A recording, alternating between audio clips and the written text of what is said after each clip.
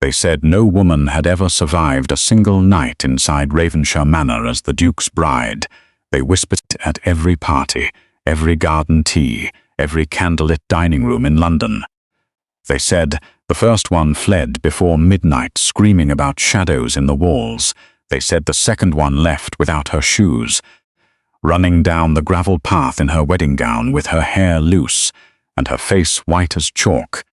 They said the third one never spoke about what she saw, but she checked herself into a country retreat and refused to receive visitors for 6 months afterward, and everyone in the city accepted these stories as fact, as warning, as gospel. No one questioned them, no one dug deeper, no one asked what had actually happened inside that manor. They simply repeated the tale the way people repeat anything that frightens them, louder and louder, until the fear became bigger than the truth. And then Elara Whitmore walked into the Aldemere Grand Ball on a Thursday evening in November, crossed the marble floor, and accepted a dance with Sebastian Ravenshire, the Duke himself, the man at the center of every whisper, and the entire ballroom went silent. And if you want to know what happened after that, if you want to know what she found inside those walls that every other woman ran from, then stay here, because this story is not what anyone expected, and it certainly did not end the way the rumors promised.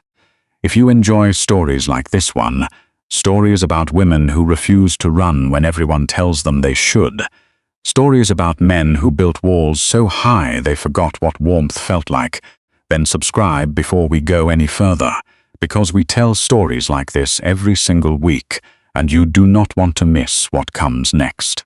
The Whitmore family name had once meant something in London. It had meant elegance and old money, and a townhouse with fresh flowers in every room. It had meant daughters who rode well, and sons who sat in Parliament, and a mother who could silence a room simply by entering it. But that was before the investments failed, before the creditors began arriving at the door with polite letters that grew less polite with each visit, before Elara's father started sleeping in his study with the curtains drawn and the decanter half empty on his desk.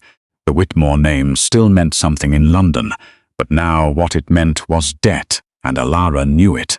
She had known it for 2 years, while managing the household accounts with a level of precision that her father could no longer manage himself. She had renegotiated 3 separate loans. She had quietly sold the country estate's secondary properties. She had dismissed half the staff with honest references and generous letters, and she had done all of it without telling a single person outside the family, because she understood that the moment the city knew, the name would mean something worse than debt. It would mean ruin. And she would not allow that. She was 24 years old, and she had not allowed it yet. But the morning before the Aldemere ball, her father sat across from her at the breakfast table and told her they had perhaps 6 months before the banks moved on the townhouse itself, and something in Elara's chest went very quiet. Not frightened, not desperate, just quiet, the way a general goes quiet when they look at a map and understand that the situation requires a decision that cannot be unmade. The Duke of Ravenshire's solicitor had been in contact with the family for 3 weeks. The offer had been specific and surprisingly direct for a legal document. Sebastian Ravenshire required a wife of good standing who could fulfill the social obligations of the title, manage the household, and produce an heir. In exchange, he offered a settlement of the Whitmore debts in full, a generous annual allowance for the family, and the restoration of the Whitmore name through association with the Ravenshire title. The solicitor had written that the Duke was aware of the stories circulating about his previous betrothals, and wished Elara to know that she was under no obligation to accept, and that no pressure would be applied regardless of her decision. And Elara had read that letter 3 times. She had set it down, she had made herself a cup of tea, she had read it a 4th time, and then she had written back with a single sentence. She wrote that she would attend the Aldemere ball and would accept an introduction if the Duke wished to arrange one. And she had sent the letter before, She allowed herself to think too carefully about what she had just agreed to, because she had learned a long time ago that thinking too carefully about the right decision was simply another way of talking yourself out of it. Sebastian Ravenshire was taller than she expected. That was her first thought when she saw him across the ballroom. Not handsome in the easy way that some men were handsome. Not the kind of man who smiled at you and made you feel like the most interesting person in the room.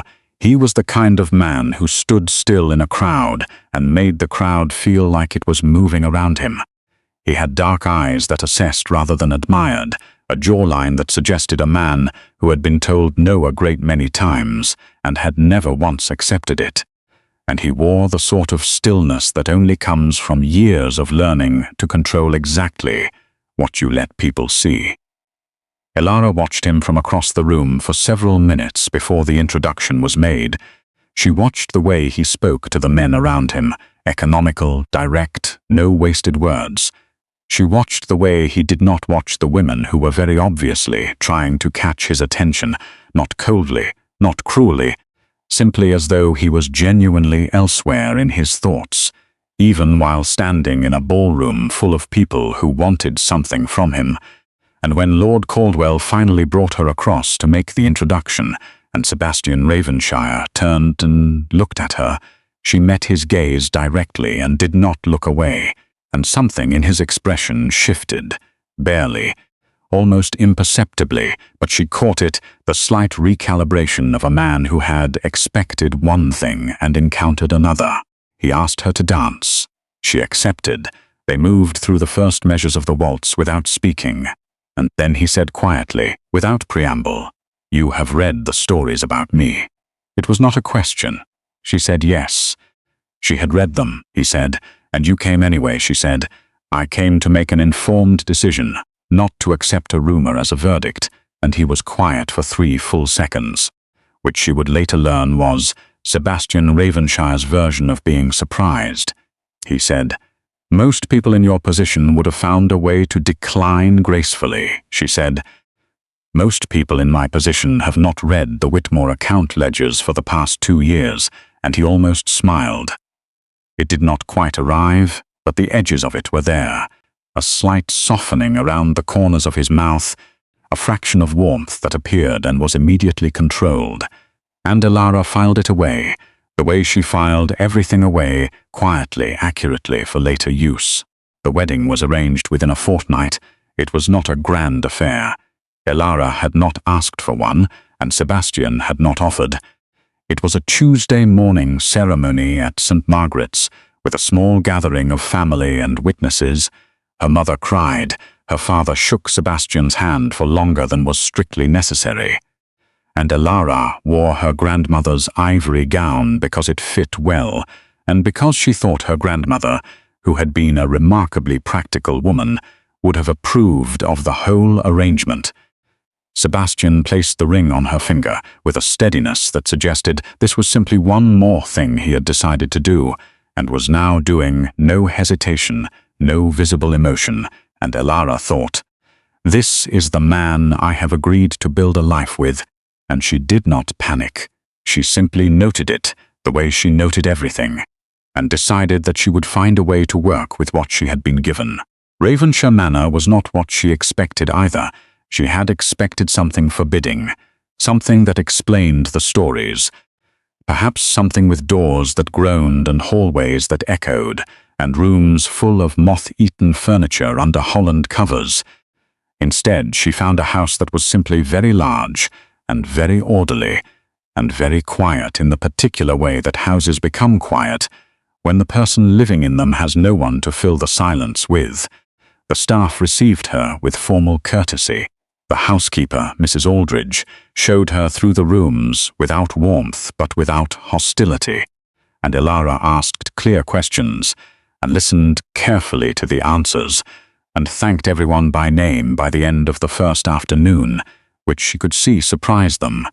She had learned long ago that people who feel invisible become reliable allies when you simply choose to see them. That first evening, Sebastian came to her rooms after dinner. He knocked. She told him to enter. He stood in the doorway for a moment, as though confirming she was still there, as though he had half expected to find the room empty and her already gone down the road. And then he came in and sat down in the chair across from her and folded his hands and told her the truth. He said this marriage was arranged to produce an heir and to satisfy certain social obligations required by the Ravenshire estate. He said he would not pretend otherwise or dress it in sentiment that did not exist.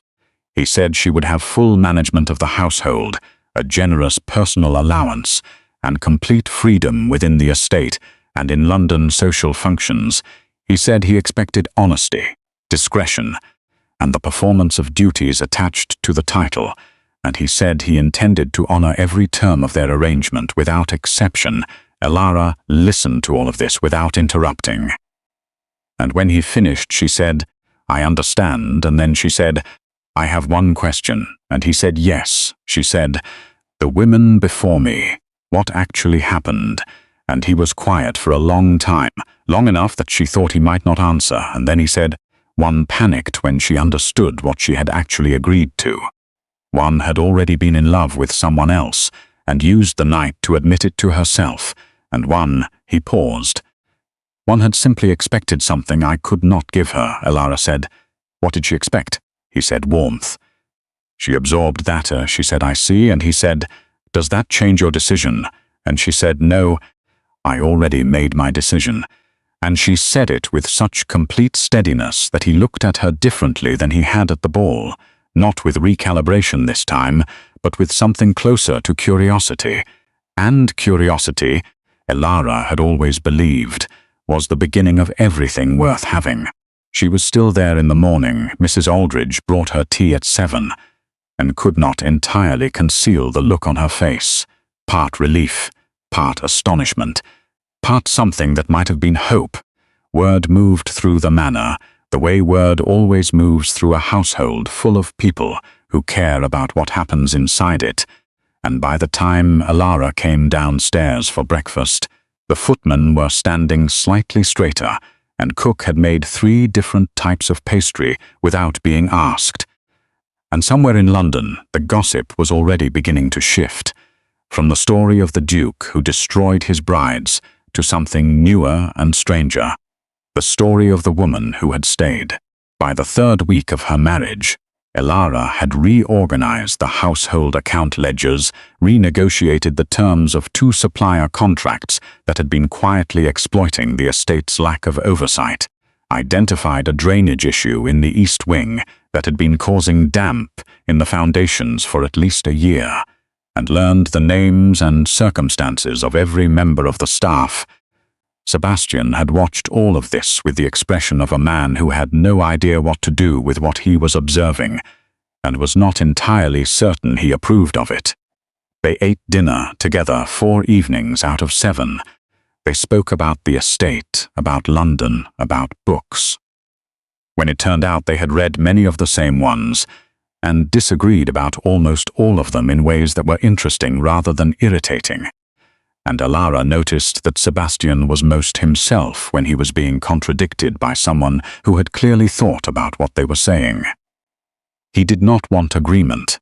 She realized he wanted engagement, and he had apparently been surrounded for so long by people who only offered him deference that he had forgotten what real conversation felt like. Adrian Lancaster arrived on a Friday. He arrived the way close friends always arrive, without significant ceremony, with genuine warmth, with the easy confidence of a man who had known Sebastian since boyhood, and was therefore not intimidated by him in the slightest. He shook Sebastian's hand. He called him by his first name, and then he turned to Elara and said, "So you are the one who did not run?" And Elara said, "I was not given a reason to run." And Adrian laughed, a real laugh, the kind that fills a room, and said, "Sebastian, I like her enormously already." And Sebastian said, "That is completely irrelevant." But Elara could see, from the way his jaw had tightened slightly, that it was not irrelevant to him at all. Elara and Adrian got along in the natural way that people get along when they are both observant, both honest, and both fundamentally more interested in understanding the world than in managing how the world sees them. They talked about books, they talked about estate management, they talked about the particular exhaustion of being the responsible person in a family that needed one. And Adrian told her stories about Sebastian as a young man that were not flattering, and that Sebastian, who was present for at least 2 of these conversations, received with an expression that communicated clearly that he found the entire situation unnecessary. And Elara would catch Sebastian watching them sometimes, not watching Adrian, watching her, with an expression she had not yet learned to translate. And then it became something she could not ignore, the way he watched her when Adrian made her laugh, the way he asked Mrs. Aldridge unnecessarily specific questions about Elara's schedule, the way he had twice now entered a room she was in, found Adrian already there, and left within minutes on a pretext she was not foolish. She knew what jealousy looked like even when the person experiencing it would rather have died than admit it, and she felt something complicated about it, not triumph, not satisfaction, something quieter than that, something that felt like the first tentative pulling of a thread she was not sure she should pull. The letter arrived on a Wednesday. It was delivered through the regular post with no return address. It contained a document that purported to be a record of a private correspondence between Elara and Adrian dating to 6 months before the marriage. The letters were intimate in tone, suggestive in implication, and entirely fabricated. Elara read through them slowly with her morning tea, and felt not panic but a very cold, very focused anger, not the anger of someone frightened, the anger of someone who had been underestimated. She set the papers down, she finished her tea, she thought about who would benefit from this. She thought about the timing. She thought about who had the social connections to manufacture something this specific and the motivation to use them, and by the time she had finished her second cup of tea, she was almost entirely certain she knew who had sent it.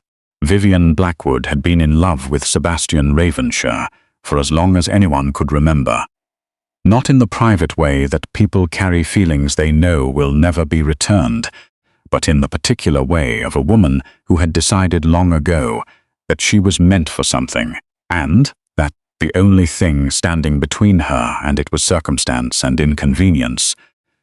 She was beautiful in the particular way that reminded you it was a weapon rather than simply a feature. She moved through social gatherings with the studied ease of someone who had decided that every room she entered should know she was in it. She had been at the Aldermere ball. She had watched Elara dance with Sebastian, and Elara, who noticed things, had noted the precise moment when Vivienne Blackwood's expression shifted from social pleasantry to something considerably colder. The anonymous letter was followed 3 days later by a second document. This one a forged record from a solicitor's office in Kensington, purporting to confirm that Elara and Adrian had conducted an affair of several months' duration before the marriage. It was slightly more convincing than the first, which told Elara that whoever was behind it was paying attention to feedback loops, refining their forgeries, and had access to someone with knowledge of legal document formats. She took both documents, organized them carefully in a leather folder, and went to find Sebastian. She found him in the library, which is where he spent most evenings. She came in and closed the door and set the folder on the desk in front of him, and said, "Someone is trying to destroy this marriage. And I believe I know who it is, and I think you should see what they have produced." He looked at her for a moment. Then he opened the folder. He read both documents completely. Without speaking, he had a way of becoming very still when something required his full attention, the way certain large, careful animals become still, not passive, focused. She watched his face while he read, and she watched him arrive at the same place she had arrived at, the assessment of what it was, the assessment of who had done it. And then he looked up and said, "You came to me with this."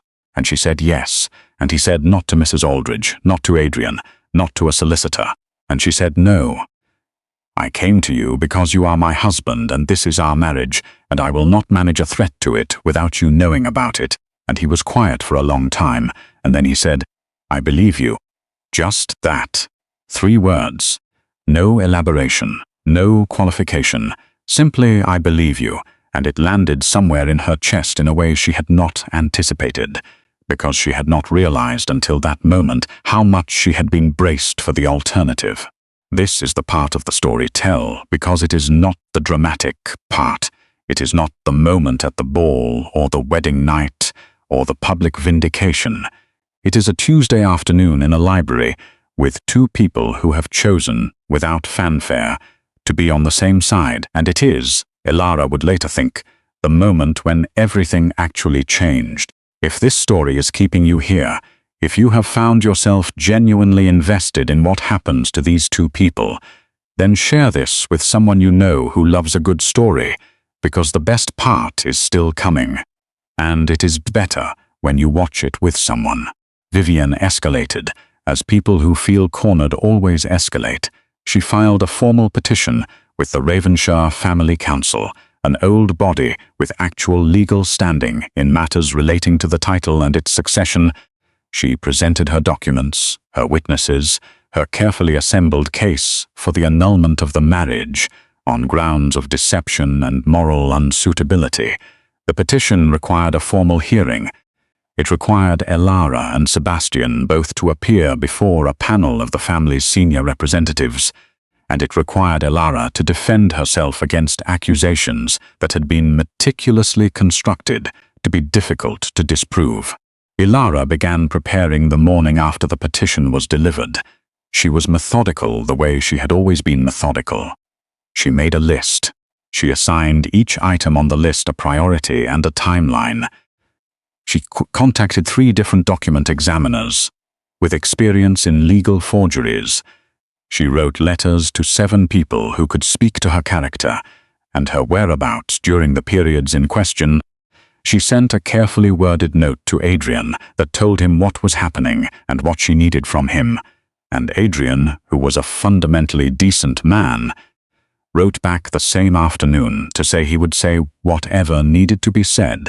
He would appear wherever needed to appear, and that whoever had done this had made a profound miscalculation about the kind of woman Elara Whitmore Ravenshire was. She also, and this was the piece that required the most delicacy, reached out to Lady Beatrice Hawthorne.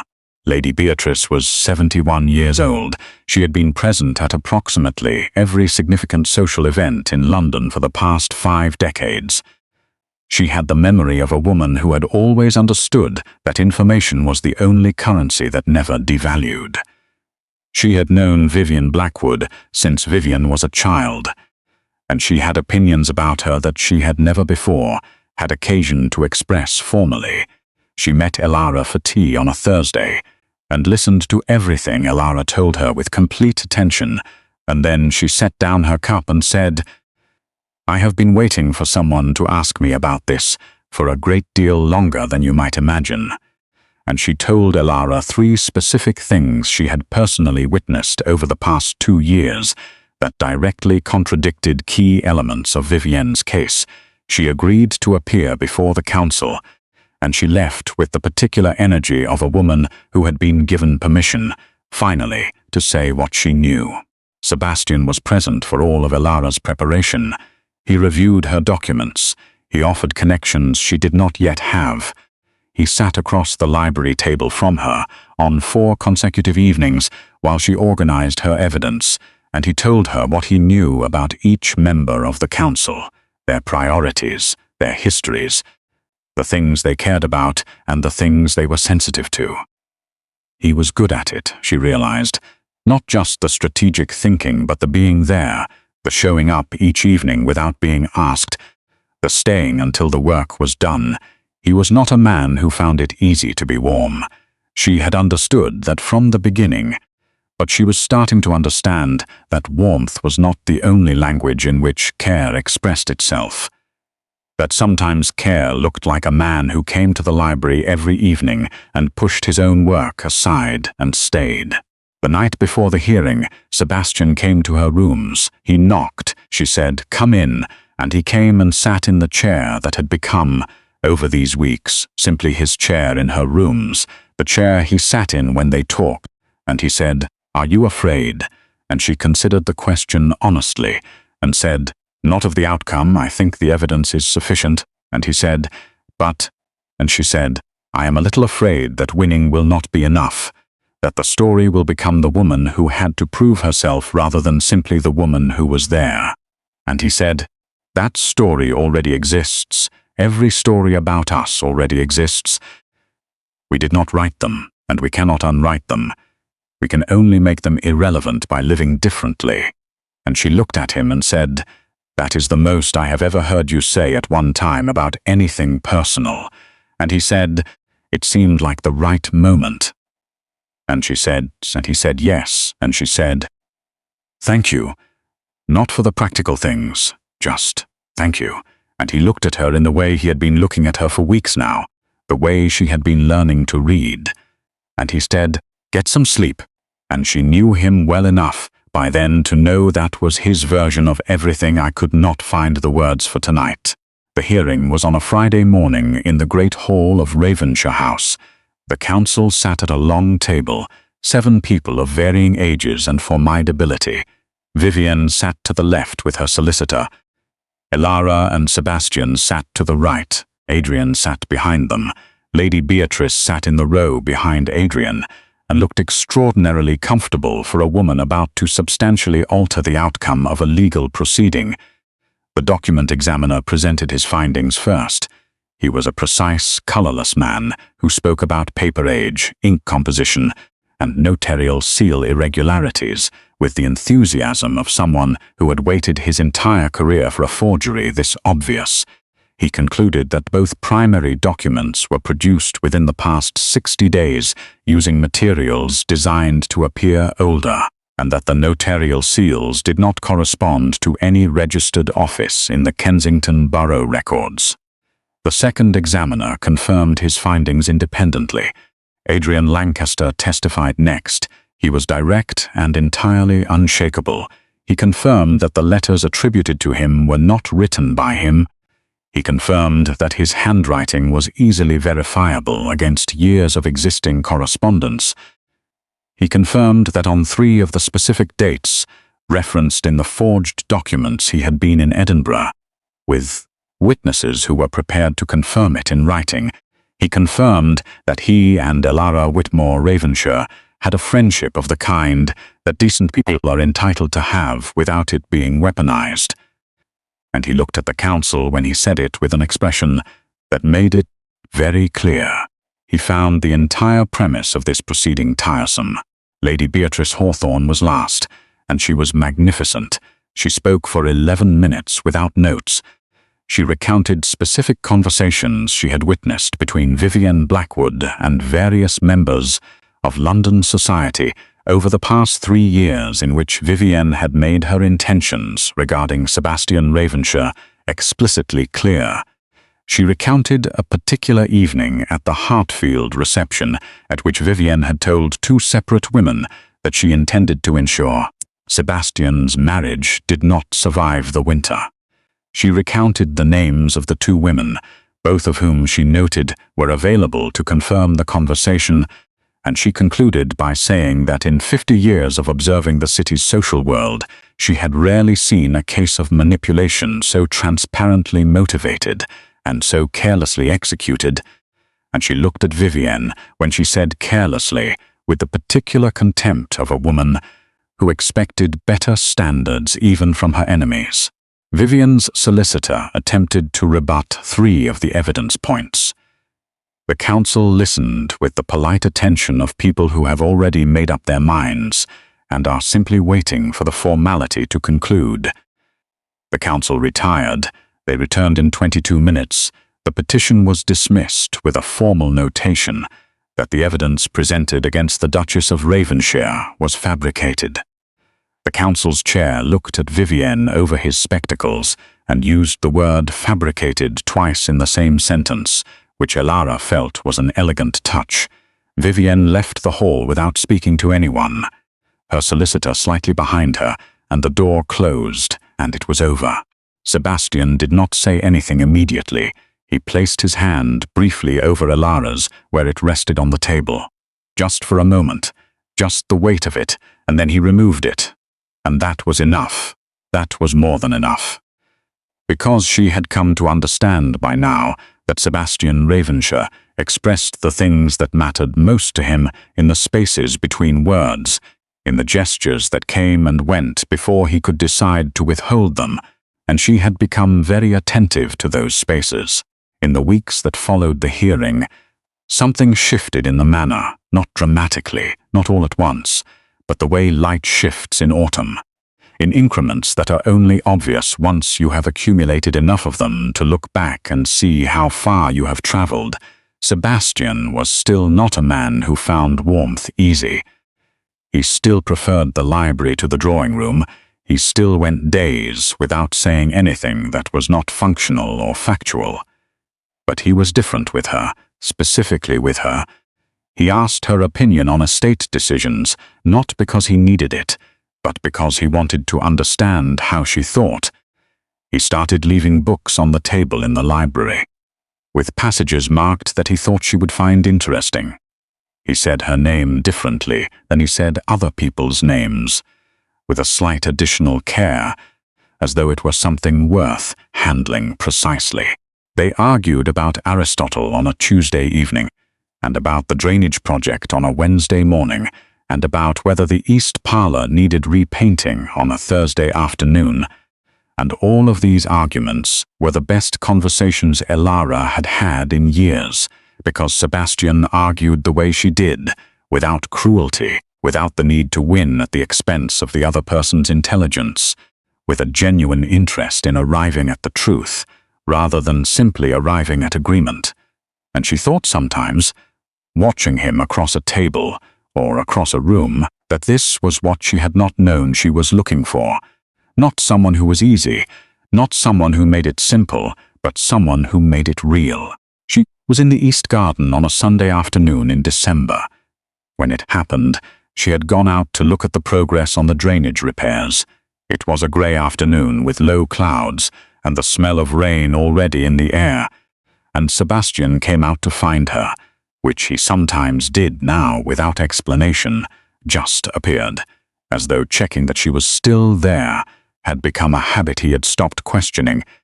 She heard his footsteps on the path and turned, and he said, "It is going to rain." And she said, "I know." And he said, "You should come inside." And she said, "In a moment." And he came to stand beside her, and they looked at the garden for a while. The bare branches of the elm trees against the grey sky, the last of the autumn roses still stubbornly holding on. And then he said, without looking at her, "I want to tell you something."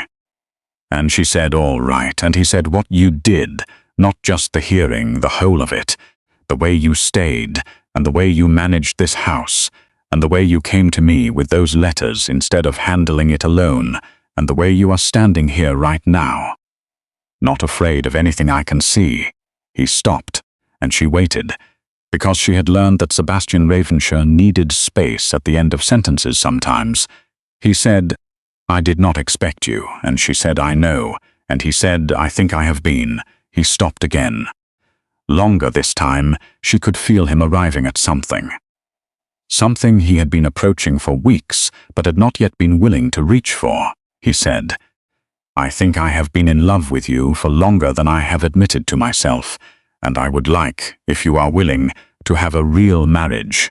Not the arrangement we agreed to, but something actual. Something that is ours." And the first drop of rain hit the flagstone by his foot, and Elara looked at him, this careful, difficult, extraordinary man who had spent years behind walls he had built from necessity, and had apparently, without quite noticing, left a door open, and she said, "Sebastian, I made my choice some time ago. I was simply waiting for you to catch up." It rained properly then, suddenly and completely, the way December rain arrives in England, and neither of them moved for a moment, and then Sebastian smiled, a real smile all the way, not the controlled edge of it she had glimpsed at the ball, or the slight softening over dinner, but the whole thing, and it changed his face entirely, and Elara thought, "There it is. There is the person who has been inside all of that seriousness all along," and she thought, "I am the person who gets to see this," and she was not sorry, not even slightly. They went inside together out of the rain, and Mrs. Aldridge, who had been watching from the kitchen window with 3 of the footmen, turned around and said simply, finally, with the satisfaction of a woman who had been waiting a considerable time for the house to feel the way houses are supposed to feel when the right people are in them. The wedding they had the second time was not planned to be a large affair either, but it became one anyway, because word had a way of traveling, and because the people of the Ravenshire estate and the staff of the manor and the friends who had watched this story unfold all had opinions about whether it deserved a proper celebration, and their opinions were unanimous. It was held in the great hall of the manor with the doors thrown open, and the gardens lit with lanterns, and half of London's more respectable social world in attendance, along with the entirety of the Ravenshire tenants, who stood 3 deep at the garden entrance and cheered in a way that Sebastian found overwhelming, and Elara found magnificent. Adrian served as witness and cried shamelessly. Lady Beatrice sat in the front row and looked satisfied with herself in the way of someone who had contributed to a good outcome and intended to take appropriate credit. Elara wore blue because it was what she wanted to wear, and Sebastian took her hands and said his vows in the direct, unhurried way. He did everything that mattered to him, and when he was finished he said, "Also," and she said, "Also what?" and he said, "I am very glad you did not run." And she said, "I had excellent reasons to stay." What people said afterward was that the Duke of Ravenshire, the man the city had decided was cursed, the man everyone had agreed would never have a real marriage, had changed, and they were right that he had changed. But they were wrong about the mechanism. He had not changed because of love in the way that stories usually describe it, dramatically, suddenly, all at once. He had changed the way people change when someone treats them, as though they are capable of being better than their worst patterns, with patience and honesty, and the refusal to either sentimentalize or dismiss what was actually there. Elara had not tried to fix Sebastian. She had simply refused to participate in the version of him that kept people at a distance, and in the absence of that distance, gradually, he had become someone who did not need it. And Elara, who had come to Ravenshire Manor with debts resolved, and a future secured, and a practical mind fully prepared for a practical arrangement, found something she had not planned for and had not thought to want. She found a home in the truest sense, not just a house well managed and a title well maintained, but a person who had chosen her specifically, not from necessity or obligation, but from the slow and certain accumulation of every evening in the library, and every argument about Aristotle, and every moment in the East Garden. A person who had loved her without knowing how to say so for months before he found the words, and she found that she had, without entirely noticing, done the same. The last thing the manor staff would tell you, if you asked them about it in later years, was that the house felt different after that. The particular quality of the silence had changed. It was still a quiet house in some respects. Sebastian still preferred the library and still went days without decorative conversation, but it was the quiet of a house that was full rather than empty, the quiet of 2 people who had agreed that they did not need to fill every space with noise, because the important spaces were already occupied. Mrs. Aldridge said once to Cook that she had worked in that house for 19 years and she had never in all that time heard the Duke laugh before the new Duchess arrived, and Cook said, "I know. I heard it the first time from the kitchen and I nearly dropped the entire soup tureen, and Mrs. Aldridge said, 'He has a good laugh when he lets it out,' and Cook said, 'He does, he really does.' And here is what the story actually was. Beneath all the whispers and the rumors, and the grand ballroom drama of it, it was the story of 2 people who had been very practical about necessity for a very long time, who had both learned to manage everything and feel nothing. who had both constructed their lives around what was required rather than what was wanted, and who had found each other in the unlikely space of an arranged marriage and an old manor with a drainage problem and a set of forged letters, and who had chosen, not once but continuously, day after day, to treat the other person as someone worth the risk, because that is always what love actually is, not the feeling. The feeling is the easy part, but the choice, made again and again, to stay. If you made it to the end of this story, if you have been here for all of it, then you know what kind of person you are. You are the kind of person who wants the whole story, not just the dramatic parts but the quiet parts too. The library evenings and the garden rain and the housekeeper at the kitchen window, finally getting what she had been waiting for. And that means you belong here. So subscribe if you have not yet. Because every week there is another story like this one, stories about people who chose the harder thing and found it was the right thing, and you do not want to miss them. Leave a comment telling me which moment in this story stayed with you the longest. I read every single one, and I will see you in the next story.